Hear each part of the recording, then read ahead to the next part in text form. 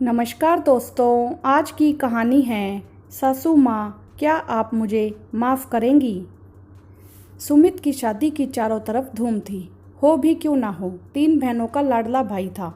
मैं रिश्ते में सुमित की चाची हूँ। छोटे से बड़े होते देखा है उसे। बहनें तो जान छिड़कती थी उस पर। एक तो इकलौता भाई, ऊपर से सबसे छोटा।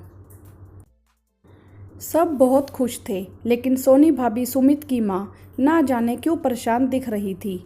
मैं सोनी भाभी के पास गई और पूछा, क्या हुआ भाभी, तुम इतनी परेशान क्यों दिख रही हो? तुम शादी से खुश नहीं हो क्या? भाभी बोली, मैं उनकी वजह से परेशान हूँ। भाभी अपने बच्चों की ओर इशारा करके बोली। मैं आश्चर्य से देखने लगी। फिर वह बोली, आप देख रही हैं भाई बहनों में कितना प्यार है। बहू आने वाली है और मैं तो उसका स्वभाव भी नहीं जानती। सुमित अपनी पसंद से जो शादी कर रहा है, अगर वह इनके प्यार में दरार डाल देगी तो यह तो टूट ही जाएंगे। मैं तो मर ही जाऊंगी। मैंने सोनी भाभी के कंधे पर हाथ रखा और समझाया, ऐसा कुछ नहीं होगा। सुमित की होने वाली वाइफ तो बहुत प्यारी है। मैंने उन्हें हिम्मत बंधाई, लेकिन मैं जानती थी उनका डर जायज़ था, क्योंकि मैंने भी तो ऐसा ही किया था। सोनी भाभी की बात ने मुझे अतीत में धकेल दिया। मेरी भी शादी राजीव से काफ़ी धूमधाम से की गई थी। राजीव की फैमिली संयुक्त परिवार थी। सब काफ़ी मिलजुल कर रहते थे और मैं उस प्यारे से परिवार की बहू। मेरा स्वागत बहुत अच्छे से किया गया था। इतने अमीर घर में शादी हुई थी मेरी।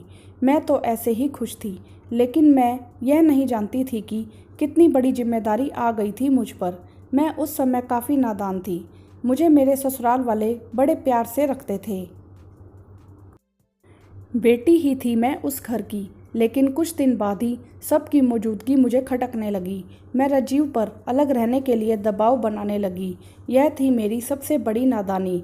मैं अपनी जिद पूरी करवाने के लिए राजीव के कान भरने लगी, लेकिन इस परिवार के प्यार के आगे मेरे सारे दांव बेकार हो रहे थे। एक दिन मैं सासू माँ के साथ किचन में खाना बना रही थी कि मैंने देखा कि मैं खीर में पिसी हुई चीनी समझ नमक डालने वाली हूँ, तो सासू माँ ने मेरा हाथ पकड़ लिया और यह बताया कि यह तो नमक है। फिर क्या, मुझे मौका मिल गया भड़ास निकालने का। मैं लगभग चीखती हुई बोली, आप तो चाहती हो कि बस आपकी तारीफ हो, तभी तो नमक और पिसी चीनी साथ में रख दिया आपने। आप तो सबको यह बताना चाहती हैं कि मुझे कुछ नहीं आता।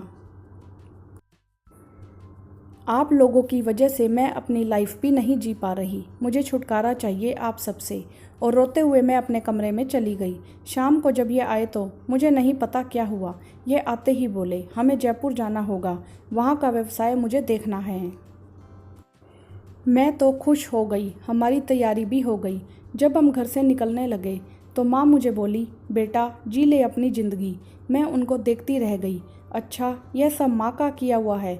मेरी खुशी के लिए तो अपने बेटे से जुदाई झेलने को भी तैयार हो गई, जिससे वह जान से ज़्यादा प्यार करती थी। खैर, मैं बहुत खुश थी।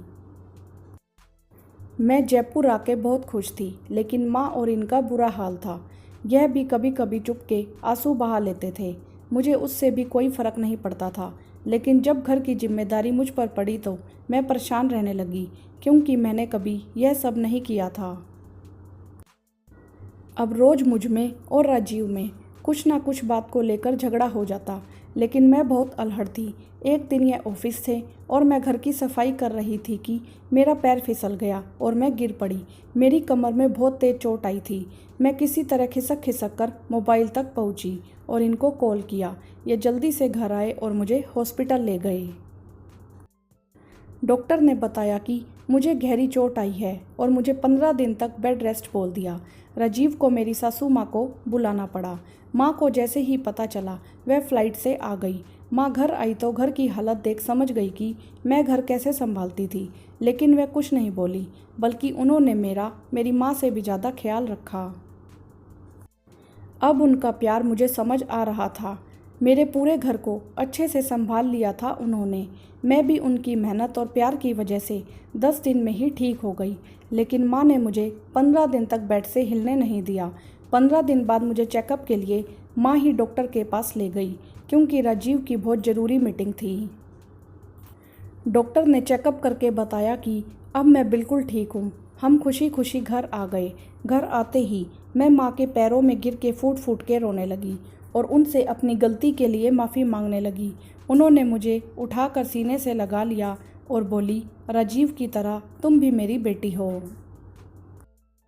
मैं उनकी ओर देखकर बोली, माँ तो क्या आप इस बेटी की गलती को माफ़ करके फिर से अपनाएंगे और मुझे अपने घर में जगह देंगे?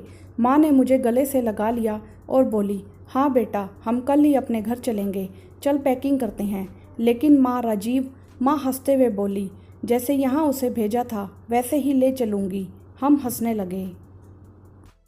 उसके बाद से मैं आज तक इस घर की बेटी हूँ और यह बात हम दोनों के अलावा आज तक कोई नहीं जानता।